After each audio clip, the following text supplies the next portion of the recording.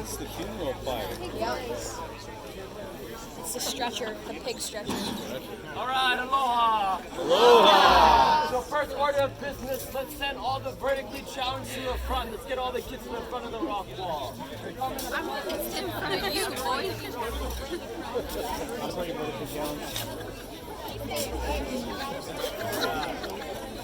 A little bit closer. All right.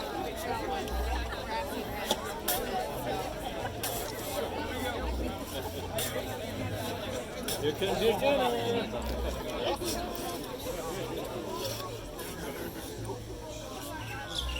Don't stop now. All right, everyone, I'm going to need a few moments of silence. There's 500 of you and one of me, and I need everyone in the back to hear, so if we can have a few moments of silence. We're going to start this off the right way. I'm going to teach you guys the proper way to say aloha. Some people yell aloha, but the only real way to say aloha is a brief and warm aloha. So when I tell you guys aloha, I need you guys to say aloha back to me, all right? Aloha. Aloha. All right, aloha, welcome to our underground oven. These underground ovens were communal jobs. That meant they were our chores in the village in Old Hawaii. These were chores just for men because cooking was very much a heavy lifting job. So that's why we only have men working in our underground ovens. So we didn't have any knobs to control underground oven. So the way we used to control these underground ovens were by the layers. So we have 5 important layers for you guys tonight. Our first layer at the bottom of the spit is called kiave. Can we all say kiave? Kiave. So in modern times, unfortunately, we lost all of our hardwood forests. So we have to rely on an invasive mesquite wood called kiave to cook. But if we cook with mesquite back at home, we know it gives off a nice flavor, a nice taste, a nice smell. So just good to cook with all around. So that's the first at the bottom of our pit. So we'll go on this side. So if that's the first layer is our mesquite wood. Our second layer is our rock. You guys have any kind of guess what kind of rock we use? Lava. Hate to break it to you, we don't use lava for everything, all right? So the rock we use is called the puka pohaku, which is the Hawaiian name of our riverbed rock. It's these rocks right here. Our riverbed rocks are porous, round rocks which have a lot of holes. And because they have a lot of holes, it allows them to keep the heat without popping or shattering. So that's our second layer, is our riverbed rock.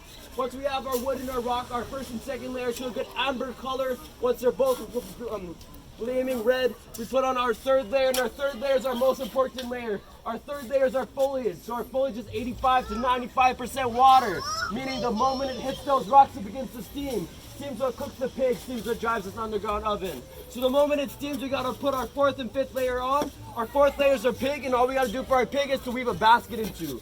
So basically, we used to weave baskets out of palm tree leaves in Old Hawaii, but nowadays we can just go to Home Depot and get some chicken wire. So once we got that chicken wire, we put on a little bit more foliage just to make sure it cooks a little bit more thoroughly. And after we put on our pig, we put on our fifth or final layer. Our fifth or final layer is called our hali'i, or covering of our pig. Our hali'i is what keeps all the sand and dirt from falling in. All the sand and dirt is what keeps the steam from leaving. So both of these two layers together act as our lid. In Old Hawaii, our hali'i had to be a new woven mat of foliage every time we did these underground ovens to keep the sand from falling in. But then as in the 1300s, we had a lot of sailors come through, so we were able to go green. We started using burlap sacks as this covering to keep the sand from falling in. We were able to rewash them, recycle, reuse, go green. And now instead of a lot of sailors these days, we have a lot of tourists, so we just use hotel bed sheets, yeah?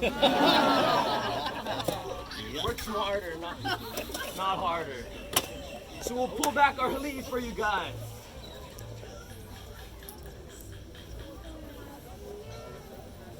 This is critical. Wood dirt. Actually get the pig all dirty. Ooh, look at that.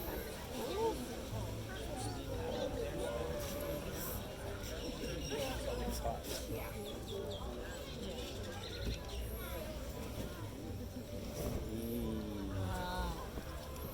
Ooh, wow. So I teach you guys a few more Hawaiian words. Can we all say kalua?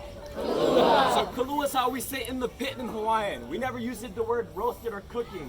We only use the words in the pit. So that's how we say roasted or cooking. We say in the pit. So kalua. Can we all say pua'a? So pua'a is how we say pig or pork in Hawaiian. So we put those two words together. Kalua, pua'a. That's how we say roasted pork in Hawaii. Can we all say kalua, pua'a? There we go. Now you guys know how to say roasted pork in Hawaiian. One last Hawaiian word. Can we all say huki?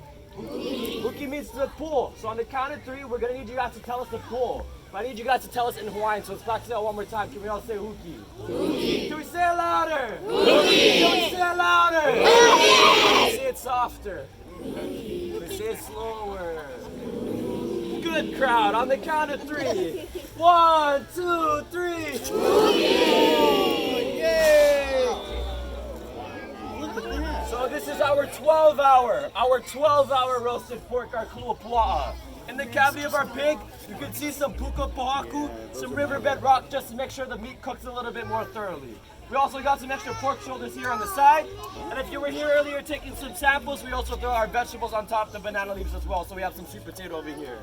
So that's how we cook pork here in Hawaii. Can we get a big hand for Koku doing a lot of hard work over here? So we'll be here all evening, all right? So the more you cheer, the more we'll shake it. So let's be louder, okay? Get back to the tables and start with the get you to the buffet. Aloha. Aloha. Trying to give you a quiet name, but I couldn't think of it. Say your middle name. Yeah. Next time I think of one, I was going to say Mark. Pretty cool, huh? Could you see? Through a phone screen, it's like a Jumbotron.